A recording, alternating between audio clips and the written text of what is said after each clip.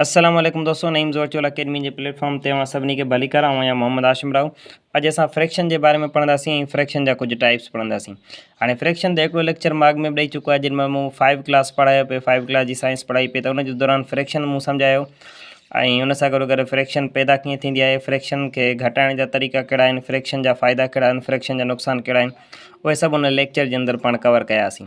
हाणे वरी 9th जी physics में वरी फ्रैक्शन अचे पियो, पर हिन जे अंदरि वरी कुझु टाइप्स आहिनि फ्रैक्शन जा। त अॼो वीडियो जे अंदरि पाण फ्रैक्शन जो थोरो इंट्रोडक्शन बि सम्झंदासीं ऐं प्लस में हिन जे टाइप्स ते पाण पंहिंजो घणो फोकस हूंदो।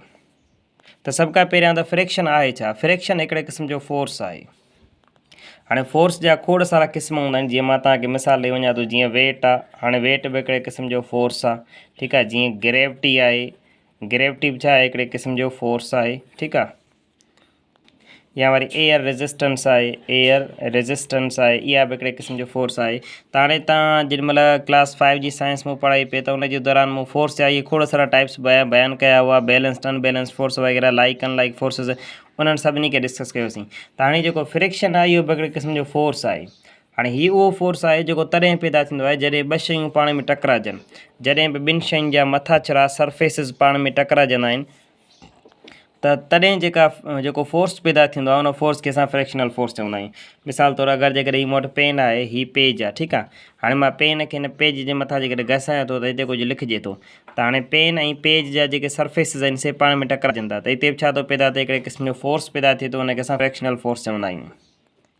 यानी फ्रैक्शन हिकिड़े क़िस्म जो फोर्स आहे जेको तॾहिं पैदा थींदो आहे जॾहिं ॿ सरफेसिस पाण में टकराइजनि, त उन्हनि जे टकराइजण जे दौरान जेको फोर्स पैदा थींदो आहे, उनखे असां फ्रैक्शनल फोर्स चवंदा आहियूं।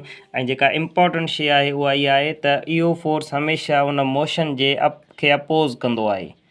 मोशन जे छा हूंदो आहे, अपोज़िट हूंदो आहे। फ्रैक्शनल फोर्स हमेशह ऑब्जेक्ट्स खे मूव करण खां रोकींदो आहे। मिसाल तौरु मशीन आहे, मशीन जा पुर्ज़ा मूव कंदा आहिनि, त उते फ्रैक्शनल फोर्स पैदा थींदो आहे, उहो हुनखे मूव करण खां रोकींदो आहे।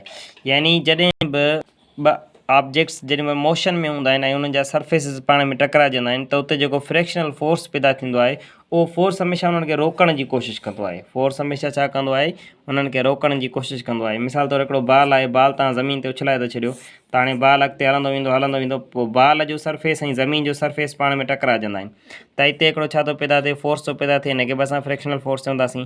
हाणे इहो जेको फोर्स आहे, इहो हाणे मोशन हीउ जेको बाल आहे, उनजो डायरेक्शन हेॾां आहे, पर जेको हिन जे अंदरि फोर्स फ्रैक्शनल फोर्स पैदा थियो आहे, उनजो डायरेक्शन वरी अपोज़िट हूंदो, ठीकु आहे। त इंपॉर्टेंट पॉइंट आहे, इहा आमतौर ते तक़रीबन सवालनि में या टेस्टुनि में पुछी वई आहे, त फ्रैक्शनल फोर्स जो डायरेक्शन केॾां हूंदो आहे, त उहो हमेशह अपोज़िट हूंदो आहे।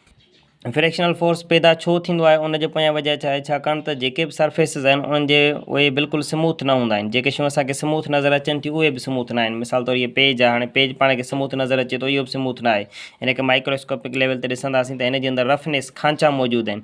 पोइ जेॾी महिल ॿ सरफेस पाण में टकराइजंदा आहिनि, त उन्हनि जा जेके खांचा आहिनि, जेके माइक्रोस्कोपिक लेवल ते आहिनि, उहे पाण में टकराइजंदा आहिनि, उन्हनि जी वजह सां इहा फ्रैक्शन पैदा थींदी आहे। पोइ जेतिरो ऑब्जेक्ट जेतिरो वधीक रफ हूंदो, उन में ओतिरी फ्रैक्शन वधीक पैदा थींदी, जेको स्मूथ हूंदो उन में फ्रैक्शन घटि पैदा थींदी, ठीकु आहे।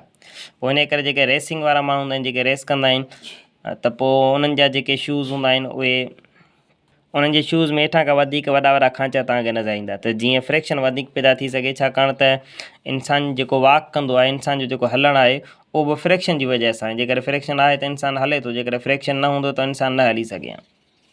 अच्छा, हाणे था हलूं हिन जे टाइप्स ते, त फ्रैक्शन जा कहिड़ा कहिड़ा टाइप्स आहिनि, ठीकु आहे। त टाइप्स में सभ खां पहिरियां जेका फ्रैक्शन अचे थी, उनखे असां स्टैटिक फ्रैक्शन चवंदा आहियूं। स्टैटिक फ्रैक्शन, ठीकु आहे। स्टैटिक फ्रैक्शन छा हूंदी आहे, अहिड़ी फ्रैक्शन जेका कंहिं बि ऑब्जेक्ट खे मूव करण खां ई रोके। मिसाल था वठूं, सपोज़ कयो हीउ हिकिड़ो छोकिरो आहे, ठीकु आहे। हाणे हिकिड़ो हीउ बॉक्स आहे, हीउ छोकिरो छा थो करे, हिन बॉक्स खे मथे धिके थो, अॻिते धिकण जी कोशिशि थो करे। हीअ ज़मीन आहे, ज़मीन ते हीउ बॉक्स पियल आहे, हीउ छोकिरो हिनखे अॻिते धिकण जी कोशिशि थो करे। सपोज़ कयो हिन 10 न्यूटन फोर्स लॻायो आहे। हाणे 10 न्यूटन फोर्स लॻायो, हीउ फोर्स हिन ते लॻाए पियो, पर हीअ जेको बॉक्स आहे, इहो अॻिते वञे न पियो। जेसीं ताईं कंहिं बि ऑब्जेक्ट ते फोर्स लॻे पियो ऐं हू अॻिते अञा वञे नथो, हू पंहिंजी जॻह ते बीठो आहे, त अहिड़े क़िस्म उन टाइम ते जेका हिन जे अंदरि जेका फ्रैक्शन पैदा थिए पई, हिन बॉक्स ऐं हिन धरतीअ जे विच में जेका फ्रैक्शन पैदा थिए पई, इहा स्टैटिक फ्रैक्शन आहे। Static friction means stationary friction. Stationary जो मतिलबु छा हूंदो आहे, जॾहिं को ऑब्जेक्ट रेस्ट में हुजे, ठीकु आहे। यानी स्टैटिक फ्रैक्शन हमेशह ऑन रेस्टिंग बॉडीज़ ते लॻंदी आहे, रेस्टिंग बॉडीज़, ठीकु आहे। यानी तव्हां फोर्स लॻायो पिया पर उहा शइ अञा मूव न पई करे, उन जॻह ते बीठी आहे, त उन टाइम ते जेका उन जे विच में जेका फ्रिक्शन पैदा थिए पई उनखे असां स्टैटिक फ्रिक्शन चवंदा आहियूं, ठीकु आहे। ॿिए नंबर ते जेका फ्रिक्शन आहे उहा आहे असां वटि काइनेटिक फ्रिक्शन, काइनेटिक फ्रिक्शन, ठीकु आहे। काइनेटिक फ्रिक्शन जो मतिलबु आहे जॾहिं ऑब्जेक्ट मूव था कनि, जीअं इंसानु आहे ज़मीन ते ॾिसो, इंसानु हले थो त इंसानु ज़मीन जो जेको मथा छड़ो आहे, इंसान जो जेको पेर जो सरफेस आहे, ॿई पाण में टकराइजंदा, फ्रिक्शन पैदा थिए थी, इंसानु हले पियो, या हिकिड़े क़िस्म जी काइनेटिक फ्रिक्शन आहे। काइनेटिक फ्रिक्शन में छा थींदो आहे, जेके ॿई सरफेसिस आहिनि उन्हनि में हिकिड़ो को ऑब्जेक्ट मूव कंदो रहे, ठीकु आहे, रेस्ट में न हुजे, त उहा तव्हां वटि काइनेटिक फ्रिक्शन आहे। मशीन जा पुर्ज़ा आहिनि, मशीनूं असां हलाईंदा आहियूं त उन्हनि जा जेके पुर्ज़ा मूव कंदा रहंदा आहिनि, त उहा हिकिड़े क़िस्म जी काइनेटिक फ्रिक्शन आहे। उन खां पोइ थर्ड नंबर ते था अचूं पाण sliding friction, sliding friction. Slide करण जो मतिलबु हूंदो आहे तिरकणु, यानी हिकिड़ी शइ ॿी शइ जे मथां स्लाइड करे, त उन टाइम ते जेका फ्रिक्शन पैदा थींदी आहे उनखे असां स्लाइडिंग फ्रिक्शन चवंदा आहियूं। मिसाल था वठूं, सपोज़ कयो मां हिनखे थोरो हटायां थो, मिसाल तौरु हीअ मूं वटि हिकिड़ो इहो बॉक्स आहे माइक जो, ठीकु आहे। हाणे मां जेकॾहिं हिनखे मथे थो कयां त हीअ आहिस्ते आहिस्ते हिन जे मथां स्लाइड कंदे नज़र ईंदो। सपोज़ कयो ॾिसो मां हिनखे हिते छॾियां थो त हाणे ॾिसो हीअ पाणे पाणे हिन जे मथां स्लाइड करे पियो। जॾहिं बि हिकिड़ी शइ कंहिं ॿी शइ जे मथां ईअं स्लाइड कंदी वञे, तिरकंदी वञे, त इन क़िस्म जी जेका फ्रिक्शन हिते जेका फ्रिक्शन पैदा थिए पई इनखे असां स्लाइडिंग फ्रिक्शन चवंदा आहियूं।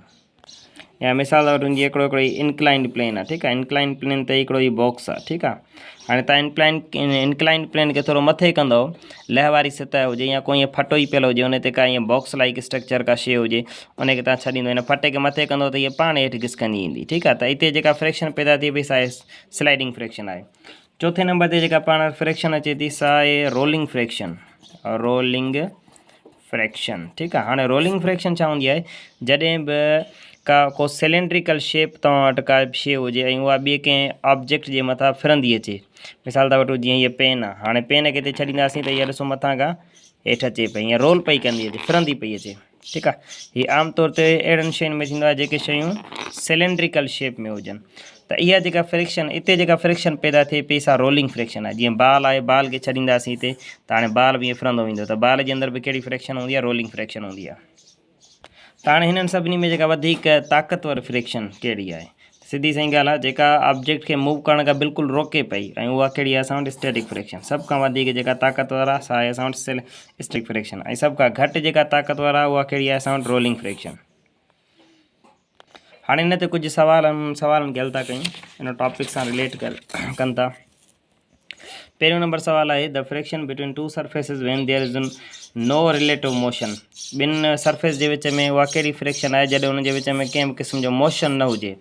त हाणे पाण पढ़ी आयासीं, जॾहिं फ्रिक्शन पैदा थिए ऐं मोशन न हुजे, हुन में ऑब्जेक्ट मूव न पिया कनि, फ्रिक्शन हुजे, त उहा कहिड़ी फ्रिक्शन हूंदी आहे, असां वटि स्टैटिक फ्रिक्शन हूंदी आहे। ॿियो नंबर सवाल आहे, which type of friction is least among the following. Least माना घटि में घटि कहिड़ी आहे। हाणे ॾिसो, स्टैटिक त वधि में वधि आहे, स्लाइडिंग एतिरी ख़ासि न हूंदी आहे, जेका रोलिंग हूंदी आहे सा घटि में घटि हूंदी आहे, ठीकु आहे। रोलिंग फ्रिक्शन ॾिसो, जिथे बि मोशन वधीक थिए न, सम्झो उते फ्रिक्शन घटि आहे, जिथे मोशन घटि थिए सम्झो उते फ्रिक्शन वधीक आहे, ठीकु आहे। हाणे अगरि जेकॾहिं तव्हां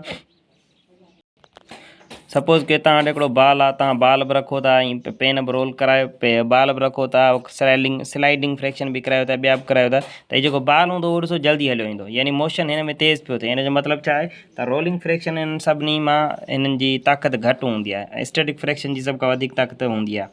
टे नंबर ते आहे, which of the following correctly ranks the type of friction highest to lowest. Highest खां लोएस्ट ताईं सही रैंक कंहिंजो आहे, यानी हिन में तव्हांखे ॾिसणो आहे त वधि में वधि तव्हांखे चेक करिणो आहे त हिननि में सही ऑप्शन कहिड़ो आहे। यानी वधि में वधि स्टैटिक फ्रिक्शन आहे, पोइ काइनेटिक आहे, पोइ रोलिंग आहे, या वधि में वधि रोलिंग फ्रिक्शन आहे, पोइ काइनेटिक आहे, पोइ स्टैटिक आहे। इन तरीक़े सां तव्हांखे चेक करिणो आहे। त पहिरीं ऑप्शन खे ॾिसूं था। पहिरियों ऑप्शन असांखे ॿुधाए थो त इहे जेके टे फ्रिक्शन्स आहिनि, त जेका स्टैटिक फ्रिक्शन आहे सा ग्रेटर आहे काइनेटिक फ्रिक्शन खां, ऐं जेका काइनेटिक फ्रिक्शन आहे सा वरी ग्रेटर आहे रोलिंग फ्रिक्शन सां। त हाणे हीअ जेको जवाबु आहे सो बिल्कुलु सही आहे, छो छाकाणि त स्टैटिक वधीक ताक़तवर हूंदी आहे ऐं रोलिंग सफ़ा घटि हूंदी आहे, ऐं हीअ विच में आहे, त ऑप्शन नंबर ए सही आहे। हीअ छा ॿियो नंबर ऑप्शन ॿुधाए थो त रोलिंग फ्रिक्शन काइनेटिक खां वधीक आहे, काइनेटिक वरी स्टैटिक खां वधीक आहे, हीअ ग़लति थींदो। टियों नंबर ॿुधाए थो काइनेटिक स्टैटिक खां वधीक ऐं स्टैटिक रोलिंग खां वधीक ईअं बि कोन थींदो छाकाणि स्टैटिक त सभिनी खां वधीक आहे। टियों नंबर ॿुधाए थो स्टैटिक रोलिंग खां वधीक आहे, रोलिंग वरी काइनेटिक खां वधीक आहे। जेका रोलिंग फ्रैक्शन असां सभिनी खां घटि हूंदी आहे, इन करे हीअ बि कोन थींदो।